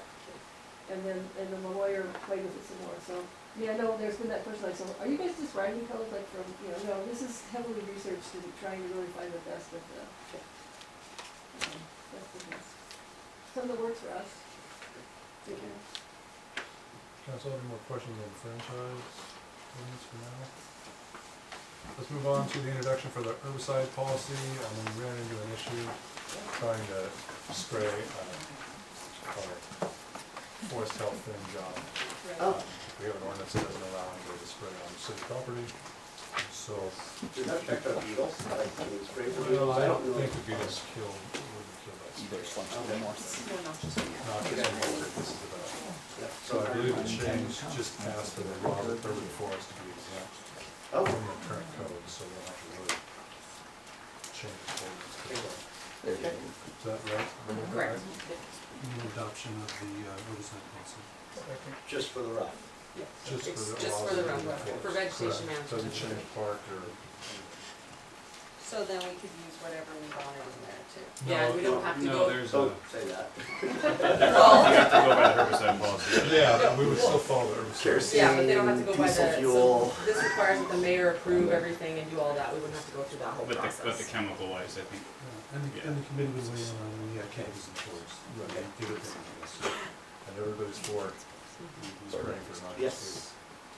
I'd also like to include the CAC when we do these too. Is Well, that- this was an intro, I didn't know you would put it up, so if we want to make sure they understand what we're doing, we can vote on it next year. Right. Well, Peg Bryant, 117 Fifth Street at Galloway. And I'm chair of the CAC, and we've been wanting to do this for, years. And then, so why we ran into this problem was we weren't getting certified weed sprayer people to do it because of the code. And so that which is nice, they read the code and they said we can't do it, sorry if the code doesn't permit it. So it's actually something we've really been concerned about, was the weed extent. So you're saying that the CAC supports the adoption of this? And I did get this from Michelle, I did forward it to the committee yesterday, so I doubt it. Thank you though, I really appreciate Yeah. that. I just don't have that communication. Yes, thanks, appreciate that. Then all in favor of changing the herbicide policy to what we have here, say aye. Aye. Hold on, just a clarification on a second, Who is the second? thank you. No, wait, I'm not ready to vote. I'm just. Okay. So it doesn't change the policy, so it's still the designated chemicals. Highlighted in yellow is the only change. And it's all professional help from the Noxious Weed Board of Kittitas County. Correct. Yeah. It's all their recommendation, it's all, Correct, okay. it's not like we're gonna go buy Roundup and spray. I guess that, just to me, the wording is confusing. It says vegetation management practices within the Roslyn Urban Forest are exempt from this policy. So, is that just to me, it just isn't read clear enough that it just means the policy of the 3 points right above it, right? Not the Or you entire can change it, I mean, policy, you can amend it however you but want. the policy. To adopt it. Okay, I don't know, maybe I'm just thinking overthinking. Yeah, you Just can don't amend wanna it to make fit. it so that someone could say, oh, well, we can use all these other. Well, and in reality, I mean, we're not going to spray it ourselves, so it's gonna be at a professional's recommendation, certified. So I don't know that we wanna necessarily limit too much what they can spray in there beyond, I mean, they're not gonna spray around that anyways, but. Right, But yeah, you could clarify that however you want to. We just put that together to try to address it so that we can at least get someone up there, I guess. Right now, they're all refusing to spray it, Yes. is our problem. I got that, yeah. Which it does have permitted herbicide products, and it does list that, and as being, must be, required by the, or we have to have, applications must be documented as required, so we actually have to keep documentation of it too, what was used up there and when it was used. So, or they do, I guess. Yeah, they do. But the city shall keep material safety data sheets, MSDS sheets on file, all permitted herbicide products. So that's gonna be our due diligence of what we're using and when it was used. Should I address what you're saying? Because I see what she's saying. She's Yeah. saying, No, I see what she's you're saying saying. it's the way it exempt. reads says Yeah. All that that's the rough is completely exempt Yeah. from our policy. Right. But what are we actually trying to exempt? Well, we're trying to exempt having to go through a big long process to spray up there and get a contractor to be able to, because they're, right now, I think it says, what does it say in there? You can only use milestone or something? Yeah, Right. yeah. So that is, so you're saying you So- wanna use something different? and Well, that would not be- necessarily. It's, And more recommendations. the goal is to give whoever the professional is up there spraying the ability to recommend to us what should be used to kill whatever we're trying to kill, without having to adhere to everything in here and then go through the mayor and have the mayor approve everything and do all of that. I mean, he will anyway, I guess, so it really doesn't matter, but, Well, I just wanted to say, it's not just the one product, more recommendations from the Noxious Weed Council is also in here, so it's not just, that's all. So maybe what you're saying is it's exempt from this, but it still has to use the guidelines that are set forth on our herbicide policy. To be, because I know what you're saying, you're saying this isn't, Just really. this full document is exempt from the Roslyn Urban Forest, so this has nothing to do with the Roslyn Forest. Okay, That's what you're saying, right? Like if we, that's what it said, that's how I'm that's what it's reading saying, it. yeah, that's how you're reading it. well, I think that was the original, I mean, that was the That's the original intent. goal, is so that Okay. that was a separate thing. Okay. But that doesn't mean that has to be the way that it moves forward, is, I guess, my point. And I think in my opinion, you should make amendment to say that this, we still go by this document, but is exempt from, we can still spray in the Roslyn Forest, but we're still gonna use these guidelines to manage our noxious weeds. Does that make sense? So it's not totally exempt, we're still using everything that's in here except for, we can't spray in the Roslyn Forest. We can spray in the Roslyn Forest under these guidelines. Okay. That's one way to say it, because I totally get what you're saying. Like, we're kind of willy-nilly in it if we don't have a document placed for the Roslyn Forest. Well, right, Well, and you can put it off too, I mean, they're not gonna spray up there in the next 2 weeks, so. No. I'm not against the action at all, I just don't. No, but I mean. Like, every single thing that we vote on going forward, I think needs to have the most clarity possible, because of all the little loopholes we are finding ourselves in with the way that much of our code is now. So, if I'm thinking about how to get around it, then someone else eventually will too. Mhm. Not that that's my intent. Well, the contractor still has to. What are the, tell us okay, what they need. so what are the It's contractors, interesting, what's the problem that we're hearing back from the contractors? They won't even go up there and spray. Because of our policy. Because of the our- policy our that we entire have in place. policy. And apparently there was a past issue that I know nothing about, nor do I. Dandelions and Roslyn Park. I Not can tell relevant. you. Just drop it. Not relevant to the Not just scenario, saying. but it's gotten around and they will not spray anywhere within the city limits of Roslyn. So I need to be able to provide them something, to get someone out there, I need to be able to provide them something that says we're not The gonna come after product them that they would, for violating the policy. Okay, there is an exception here right in the ordinance, okay? And so maybe this is where we should just put the relevant force in. The bottom of page 2, it says, except in herbicide-free zones. In the event a property is too large, for non-chemical control methods, or to be effective, or non-chemical control methods are not available, impractical or inappropriate, the city may use herbicides from the list of permitted herbicide products, okay, which are Right. defined below, to Right. control vegetation on city parks property. Herbicide applications must be approved by and confirmed in writing by the city manager. So that's the exception we're looking for, Sort of. right? Sort of? Sort of. Because they make up a mix, and I don't know what that mix is. I know when they come spray my field, he makes up a mix of many different products that he's the professional, he's deciding. right. So I guess the goal was to not have to go to all these different agencies every time we wanted to spray in the forest. So if we have to consult, Oh, I see. giving the authority to the professional to say, this is what you need to spray it with, basically. Okay, So, but I don't know how you wanna word that, we just threw some, we have to do something if we wanna get it sprayed, so however, this was a start, but, I guess I don't know how to word it, I just, yeah, and that's what, we could think about it and Yeah. come back with something a Bring it little back. different. Could it be the residents going up there and spraying? That should not occur. That would, yeah. It can only be somebody, contracted with, by the city, right, with True. a limited scope and a time frame and warning and all that stuff. That's the only way it can occur. Citizens are not going to enforce this. right, I'm okay, hearing that from you, that part of this was to get away from those specific recommendations the here. sort of stringent Um, requirements. Yeah, and hearing that the CAC is in favor of this exemption as well, I'd like to move this forward. Okay, Any more discussion? Sure. yeah. You can vote yes. So all in favor of the change of the herbicide policy, say aye. Aye. Anyone opposed? Herbicide policy has been changed. Next is a final reading for the commuter bus signage. We're not going to sign up.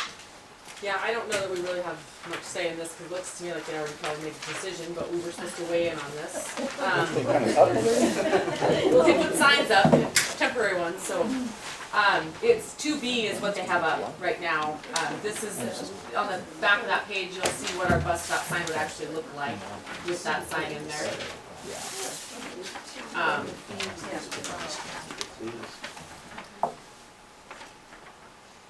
The second 2B, the second 2B is what they, yeah. TV on the right. Correct.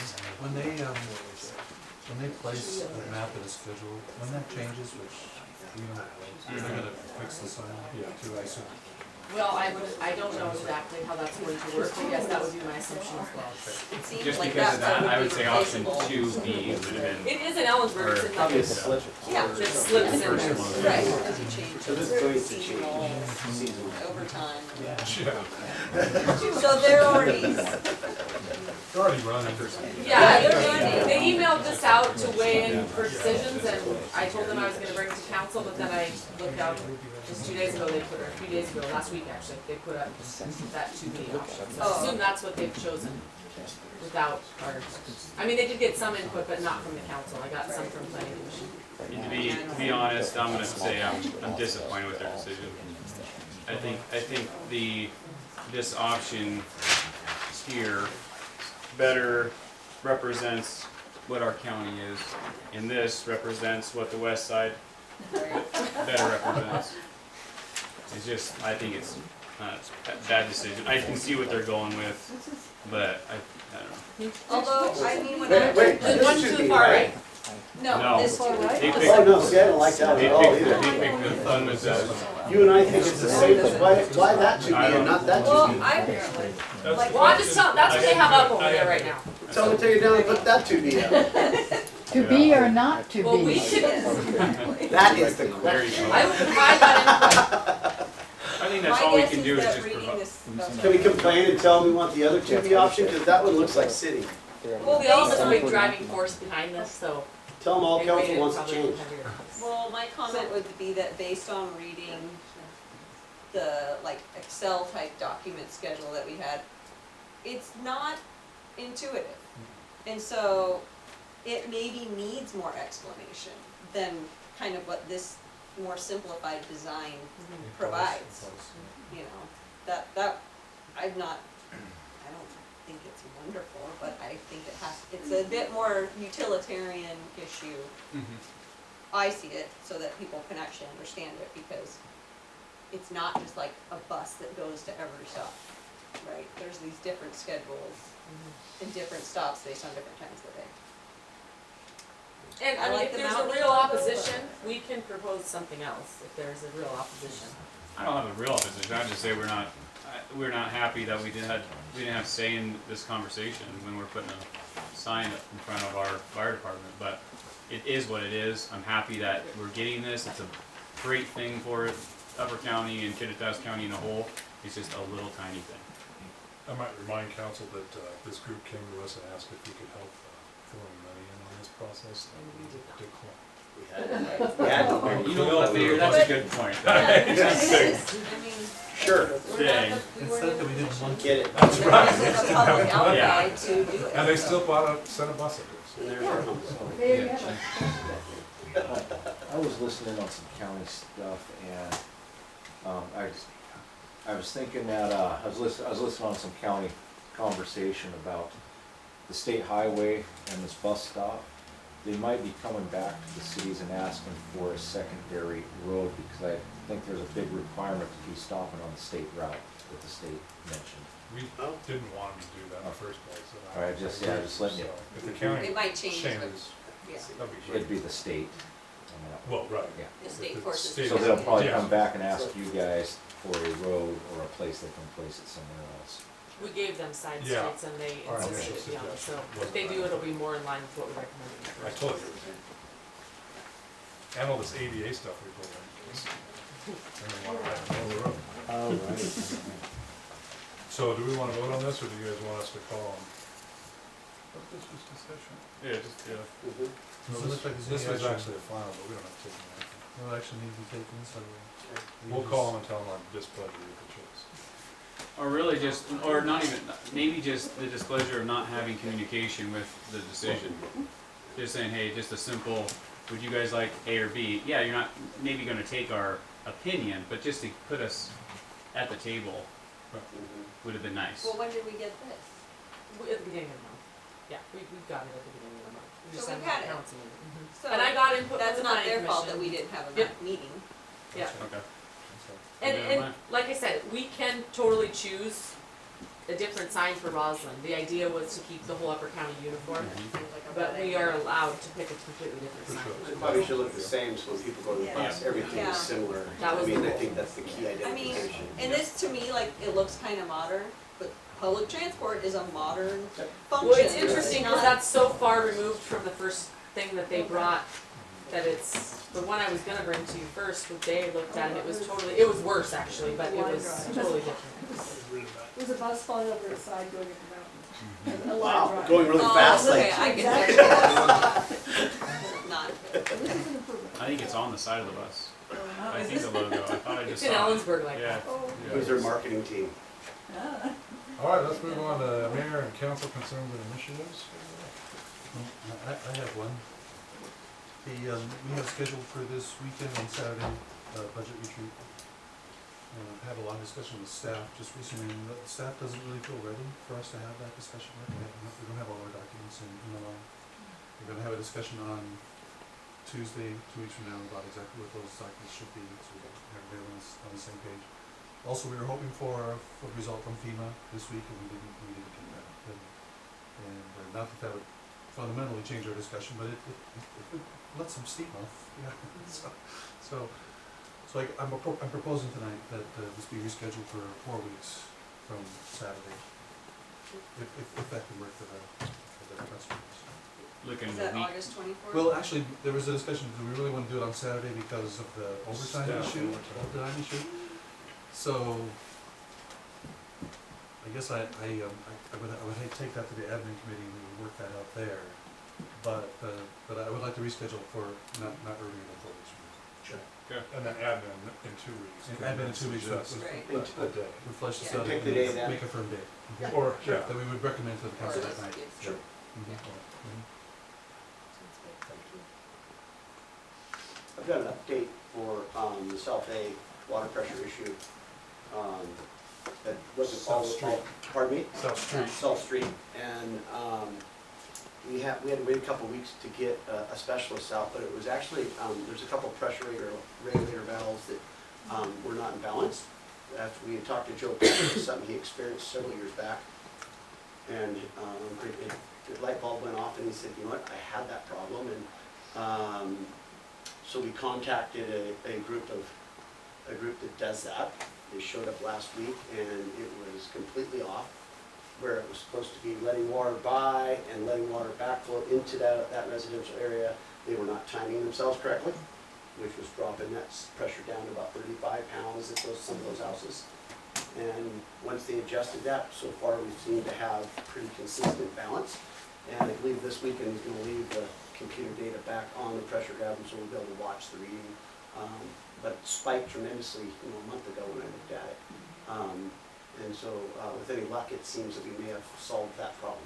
Is the meter itself, is that what you're saying? We had put a meter on that that we can plug into Mike's computer and it would give us a rating of every day that the pressure fluctuated. And it went all the way, went from 90 pounds at sometimes all the way down to 30 pounds when those sprinklers kicked on to school. And we timed it. So how do we capture these things need maintenance and they need to get checked? Documentation, I don't know the last time Joe had done it previously, Right. the time it activated with him. I mean, we're just lucky at this point that he just kind of thought of it. No, But it'd be great to. Yeah, I mean, to be capture honest with you, that I've sort of, Mike and I have both used Joe in the past few months. He's Yeah. been very open to Oh, help yeah. out, so No, I'm not. I've been taking his knowledge No, as much as I can with all the little problems. I shouldn't say little, we have some big problems. But he's dealt with some of them in the past a little bit, and has a pretty good knowledge of what we have, that we own of things to help that out and how we go about it. So, while he's willing to give it, I'm willing to continue meeting up with him and taking what we can get and keeping notes of that. But it's been an awful, we spent a lot of time and money of labor on that problem, and it sounds like we finally got it. So that's pretty big news. So Yeah, thank you. I want to point out that if it wasn't for your dogged attention to this issue, this matter would not have been resolved. Thank you very much. One thing, and mine comes from the Planning and Historical Commission. We've gone to meetings, we've talked. Council meetings are on TV and recorded, and the citizens get to see those. And being more transparent, I think we need to have the committee or commission chairmen come to at least one council meeting every month and a half and give a report, a little 5-minute report, so people who don't have the ability to come to these meetings get to hear what those committees have done in the last 45 days. Because sometimes it's hard to get to those meetings, and I know it's been good for the council with all the stuff that's going on with the comp plan and the planning and historical commission. It's been good, and it's been good for them to deal with us and us to deal with them. it just makes for a better working rapport, but like CAC, the fire department, it's good to hear all these people, what's going on in their future. I think it gives the community a better idea too, so if we could schedule 1 or 2 of those a month, I think it would be great. If they could make it for just a 5-minute, hey, here's what we've been doing for the last 45 days, 60 days. I'll give an update on the cemetery commission right now if you want. Has anybody been up to the kiosk that we've been building for the past 2 months and seen the new structure up there? Pretty cool. And that was actually from Storefront Studios, the original plan from that, and helped sort of get that design. And then we're also working on a bench plan. Our own sort of a bench plan, a little bit differently than the city's overall bench plan, since we do sort of control the cemetery area. Just because we've noticed some cemeteries have 5, 6 benches and some have none.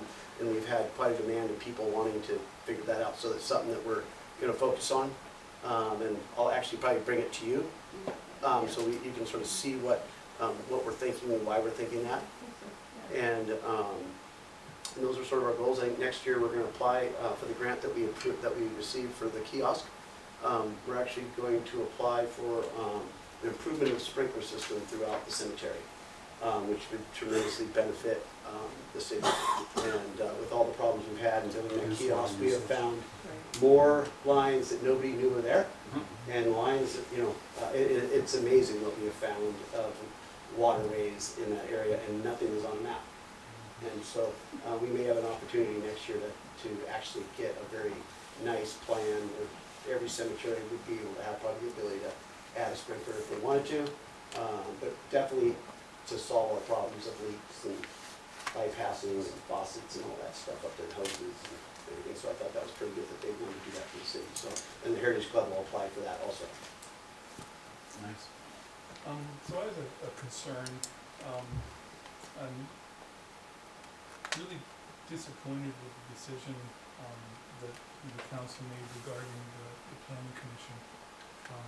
I really do believe strongly that having the commission do the review and be designated as the legal entity to do that has kept a lot of our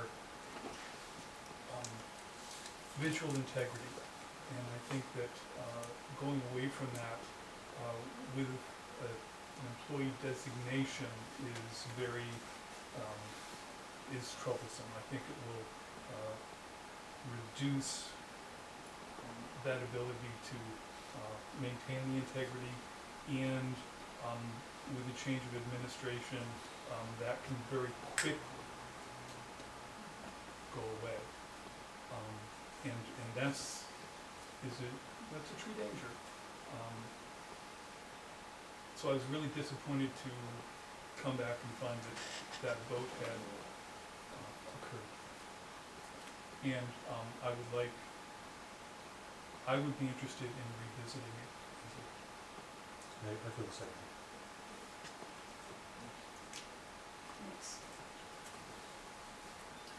So I have a couple. Sunday, September 1st, if I can get one other person to volunteer for the parade. It just would go a lot smoother if I had one person instead of running back and forth. But if there's somebody that is available, or somebody out there in Roslyn or Kittitas County that wants to volunteer, that would be nice. And also, I don't want to bring it up because it's not fun to bring up, being one of those guys that brings up things like this, but on Sunday, I witnessed our city truck and our public works director, who probably wasn't clocked in, throwing away garbage from the farmer's market into the city dumpster. And so I'm just wondering if that was okay by the city, and if okay, then maybe a couple more questions. And if it's not okay, then how can we address by going with the farmer's market and stopping that to happen? Because I think that aren't we billing them for that? We are billing them for that. We're Okay, billing them so for we're and bill- his time is being clocked. Okay. And that is also part of the billing. So So Cool. we're billing him for the garbage and his time, and the truck. And the truck, and the storage of the vehicle on the property? He's storing it at Harper's now. Okay, then never mind. I didn't see it. Okay, then never mind. But That's, it's that's an awesome excellent that, observance. I'm glad that we are getting something from what the city's, the equipment's being used, so good. Cool. Make a motion to adjourn tonight's meeting, if there's nothing else. Second. All in favor, say aye. I know, I would beat him too.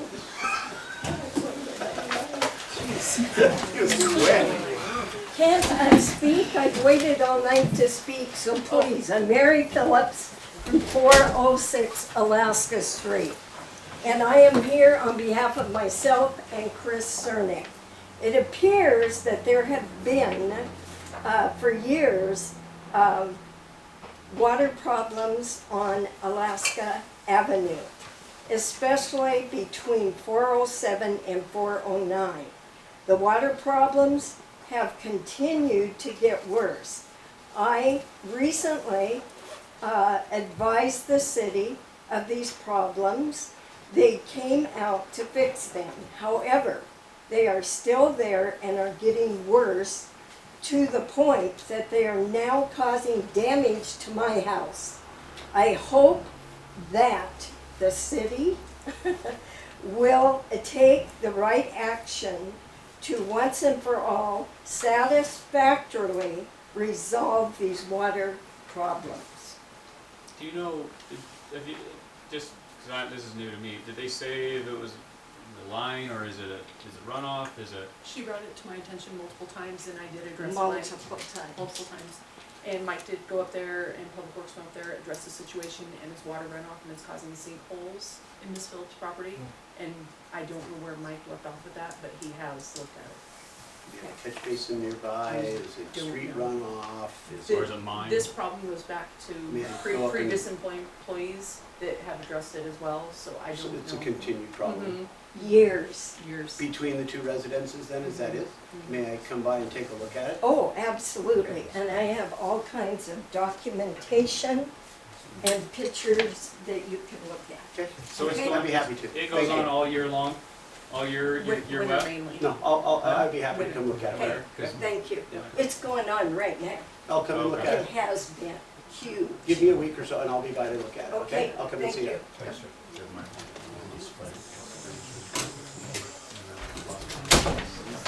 Did you Yes. Yeah. Motion to re-adjourn.